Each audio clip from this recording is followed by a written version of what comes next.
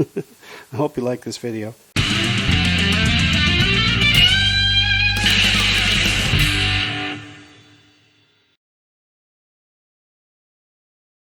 Hello and welcome to My Man the Maker's I don't know channel, because I don't know what's in this box. So it arrived today, it arrived this morning, but I really have no clue what's in there. So I figured the best thing to do is just to open it up, take a look, and see. I'm hoping it's a computer part, but I'm not sure.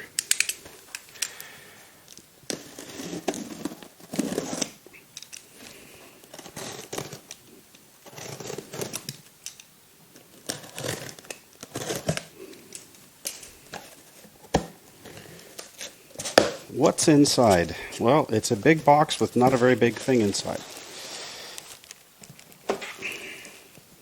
So what do we have here? We have a bag from Manning's, which is a local drugstore. And we have a black thing. Now what I think this is, increasingly I think I know what this is. What I think this is a device I'm going to use to try to make things just work quicker in my office.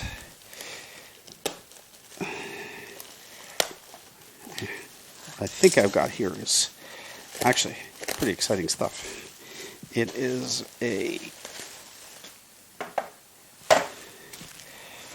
power cord and a TP-Link TL-SG1016D 16-port Gigabit switch. And it's a welcome addition to our technology stack here at the Maker House. Currently we're taking advantage of a 5G, and I think it's 4G actually. It's a 4G cell link. We get 6 megabits per second, but our home LAN is relying on the little 4-port hub that's built into the modem, and we've just basically ran out of ports. So I decided to buy this. So let's see if there's anything interesting to be learned. It's a pretty simple looking device. Power connector, here's the power cord, and that's it. Mrs. Maker mentioned something to me that I thought I would mention to you, and that is that I should probably take a look at the fan, if there is one in this device. We used to have D-Link 24-port hubs, switch, router. They're all kind of the same thing now because the functionality has been collapsed. So the words have become interchangeable, even though in the old days they weren't. But be that as it may, I thought I would take this device apart and make sure there isn't a little fan in there that needs to be cleaned. So let's do that. There are 2 screws here and 2 screws on each side that need to be removed. You just use a simple Phillips head, very small Phillips head screwdriver to take out the screws. I'll just do a quick visual inspection of this device before we put it into service. May as well. Just have a quick peek at the guts of this guy. If there's a little micro fan, it might need brushing, vacuuming, lubricating. We'll see.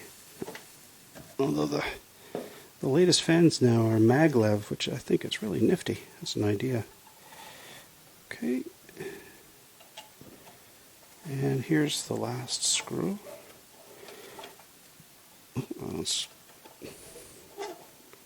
Okay, it's done. Now the way these things generally come apart is there's this enclosure is a bit like a shroud, and what you do is you put your fingers on the side and you push with your thumb, and the whole thing just kind of comes apart. Almost every rack mount piece of electronics I've ever worked with works that way. Okay, so what do we have in here? Well, we've got a power board, which is a very simple PCB with not much on there. Capacitors, there's a coil, and what looks like a big cap. There's going to be a full wave in there somewhere, so this thing can kick out probably 12 volts is my guess. And then we've got two very large scale integrated circuits. This is what's known as a passively cooled device. There's no fan, so we don't have to worry about maintaining the fan. We've got a daughter card here. This is the display for which port's active. And here's the power connector, here's the ground, and here's the ports that you plug your twisted pair RJ45 into. And there are 1, 2, 3, 4, 5, 6, 7, 8, 9, 10, 11, 12, 13, 14, 15, 16 of these things, and there's 16 ports. So everything looks okay. All of the capacitors are nice. There's no bulging. There's no damaged ones. Here's a big diode here. And it's looking fine. It's even pretty clean. It doesn't even need to be vacuumed, so this device is looking fine. Great. So instead of just like this, it's really fast unboxing and then, oh, wonderful, here we go. I thought I'd take this apart and give you a quick tour of what's in there. I'm pretty happy with this device, and we'll see how it performs when it's got computers plugged into it. Hoping for some pretty, improved throughput on the network, because when I'm moving files around, it's taking a little while. And I'd like it to go a bit faster, because these YouTube videos are big. They're like 1 gig in size for a reasonably long one. And it's taken quite a while for them to move around. So we'll just put this guy back together. And that will be it for this TP-Link Gigabit switch.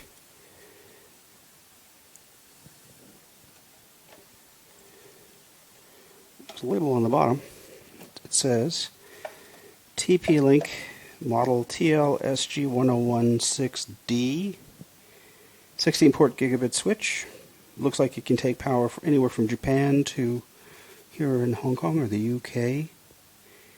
It's got a serial number. That's nice to know. And that's about it. Made in China. Like pretty much everything these days. It's the 5th screw.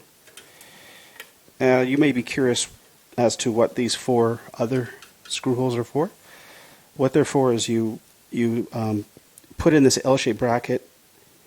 You can mount it on the side. They're called ears, and then you can, if you wish, you can rack mount this device on the ears. They tend to project out about that far, and then you can put 2 screws in, and then it just bolts into a little rack. But this is not a rack mount width.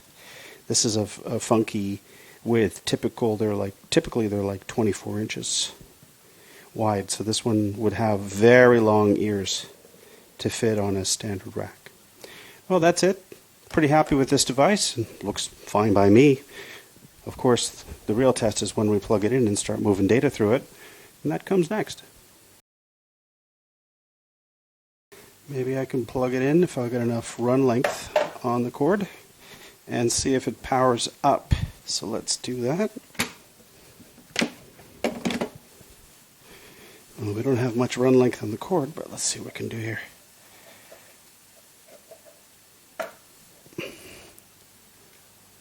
Okay, power switch is on. Does it do a power on self-test of any kind? Doesn't look like it. Well, not a very exciting unboxing. I'm going to have to put this thing into service first. This is an unmanaged switch, so it should just do its thing as I plug devices into it. Well, here's to the new Gigabit switch. Hurrah! Well, I guess the last thing I should do with this unit here is to maybe put some feet on it. I have these feet from 3M that I bought for another project, and I used 4, but I have 8 left, so why not just put them on there? There's these little insets that the feet go in. They're easy enough to mount. You just kind of put it in the hole. And then what we'll do to set the feet is we'll turn it around and we can flip it over and just put a little bit of weight on it to set the feet correctly, and that'll just give a little bit of space.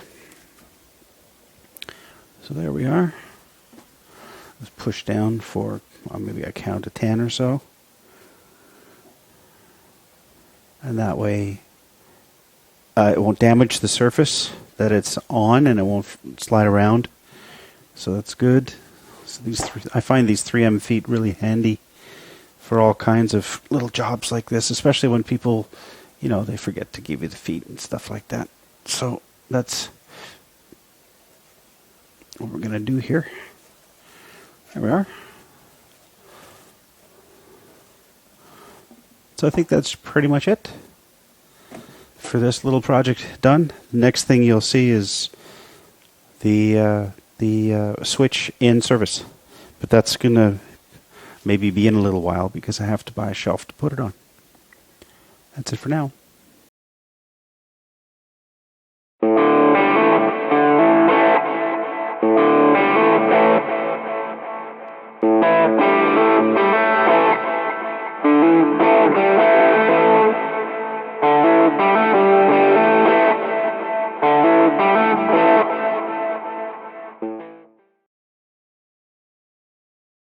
One of the interesting things that I noticed was the fact that one of the machines that was supposed to have a gigabit connection didn't.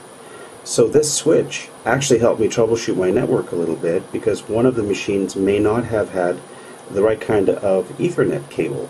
I ended up swapping out the cable, the red one, for a different cable, and then the gigabit connectivity came back.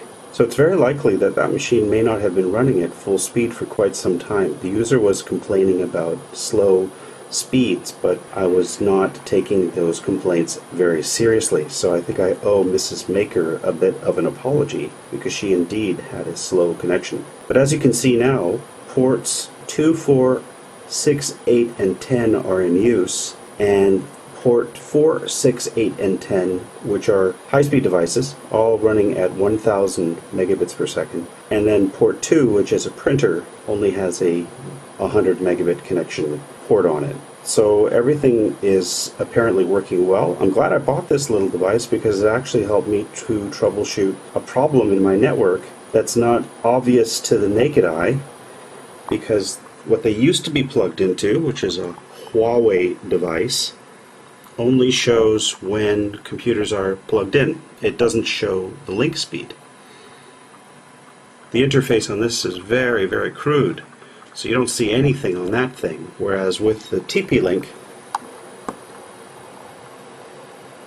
I'm getting much more diagnostic information, pretty little green lights, which sometimes can help you actually troubleshoot an issue completely unknown to oneself, and that's what happened here. So you can think of this as being a success video. I actually fixed something, even though I didn't think I was going to have anything exciting to do or say about this device, because typically you plug in a switch and it just works. In this case, I plugged it in and I found something that wasn't working, and then fixed that using the switch's diagnostic display. So bravo TP-Link. I hope you liked this video. If you did, please consider subscribing, giving me a like, and leaving me a comment. I really enjoy making these videos, and I want to know from you how I can make them better.